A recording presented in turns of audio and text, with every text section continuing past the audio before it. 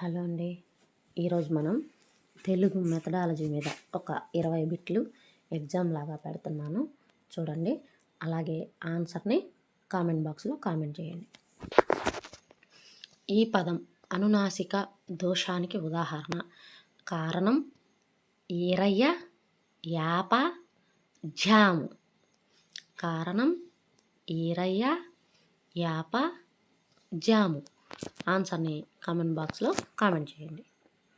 తర్వాత రెండోది ప ఫ బ భ మ. ఇది టైపింగ్ మిస్టేక్ అండి. ప ఫ బ, ఇది బ భ మ అనే అక్షరాలు వీనికి చెందుతాయి. తాళవ్యాలు, కంఠ్యాలు, మూర్ధన్యాలు, ఓష్ఠ్యాలు.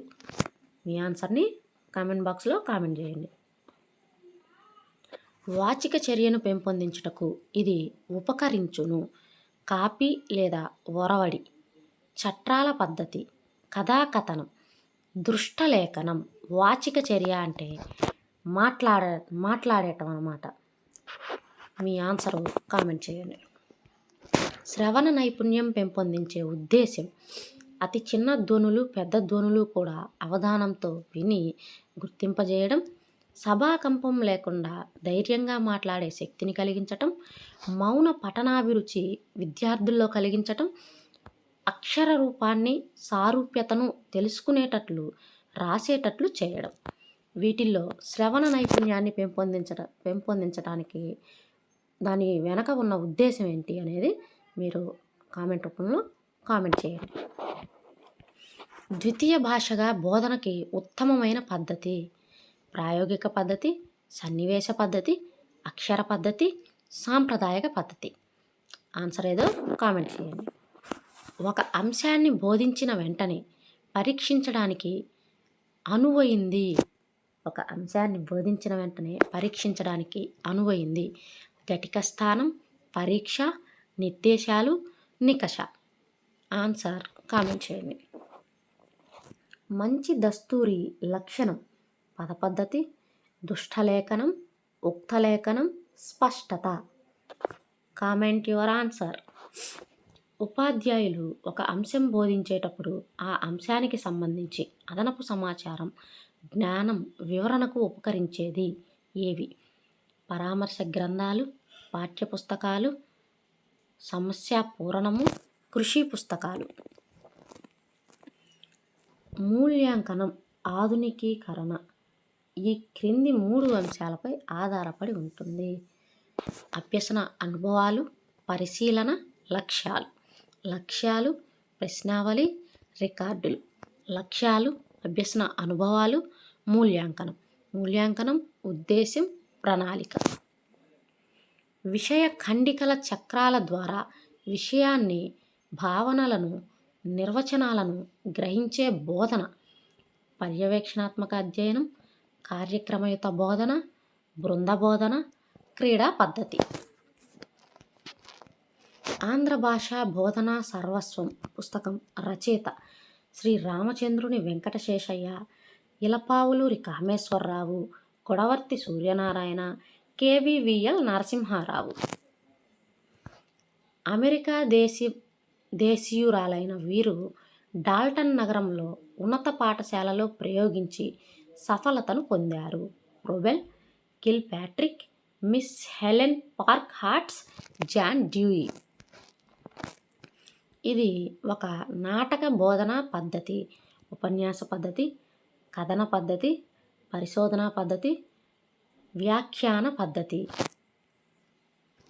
వ్యాసం అనే పదాన్ని ప్రయోగించిన వారు గురజాడ అప్పారావు, సామినేని ముద్దు నరసింహం, కందుకూరి వీరేశలింగం, పరవస్తు వెంకటరంగాచార్యులు. తెలుగు భాషలో వాచక శబ్దం మొట్టమొదట వాడబడినది. వాచక మంజరి, తెలుగు వాచకం, రాయవాచకం, వాచక దర్శిని. ఈ 4 పేర్లలో వాచకం అనే పదాన్ని ఫస్ట్ దేంట్లో వాడారు అని అడుగుతున్నాడు. 1964-66 నాటి కమిషన్ యశ్పాల్, కొఠారి, ఈశ్వరీభాయ్ పటేల్, మొదలియార్ కమిషన్. విద్యార్థిలో సర్వతోముఖాభివృద్ధికి తోడ్పడేది రేడియో, పాఠ్యపుస్తకం, విద్యా ప్రణాళిక, విద్యార్థి పత్రికలు.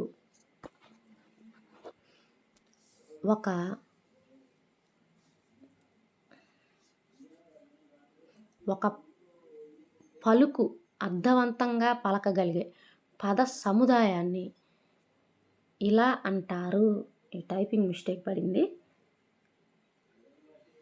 కథా పద్ధతి, పలుకు మేర, చూపు మేర, ఆవర్తిత దోషం. ఒక పలుకు అర్థవంతంగా పలకగలిగే పద సముదాయాన్ని ఇలా అంటారు.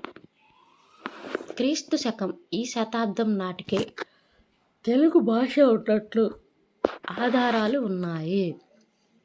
ఈ శతాబ్దం నాటికే తెలుగు భాష ఉన్నట్లు ఆధారాలు ఉన్నాయి. ఈ శతాబ్దం 5వ శతాబ్దం, 10వ శతాబ్దం, 11వ శతాబ్దం, 6వ శతాబ్దం. భారత రాజ్యాంగంలోని ఈ అధీకరణ తమ ప్రాంతీయ భాషలను అధికార భాషలుగా స్వీకరించడానికి రాష్ట్రాలకు అధికారం ఇచ్చింది. అధీకరణ 346, 345, 344, 354. మీ ఆన్సర్ని ప్రతి ఒక్కరూ కామెంట్ బాక్స్లో కామెంట్ చేయండి. వీడియో నచ్చినట్టయితే లైక్ చేయండి, షేర్ చేయండి.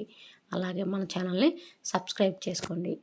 ఇంకా మంచి మంచి వీడియోలు ఏమైనా కావాలంటే కామెంట్ రూపంలో పోస్ట్ చేయండి. అయితే ఇప్పుడు దాకా మనం ఈ బిట్లకి ఆన్సర్ ఏంటి అంటే, ఈ బిట్లకి ఆన్సరు 3 మామూలుగా గ్రీన్ కలర్లో ఉన్నాయి కదా, ఇంకొకటి ఈ గ్రీన్కి డిఫరెంట్గా థిక్ గ్రీన్లో ఉన్న ఆప్షన్ ఉంది, అది ఈ బిట్కి ఆన్సర్. ప్రతి బిట్కి అంతే. 3 ఒకే గ్రీన్ కలర్లో కనపడుతున్నాయి, ఇంకొకటి థిక్ గ్రీన్ కలర్లో ఉంది, అది answer. Thank you for watching.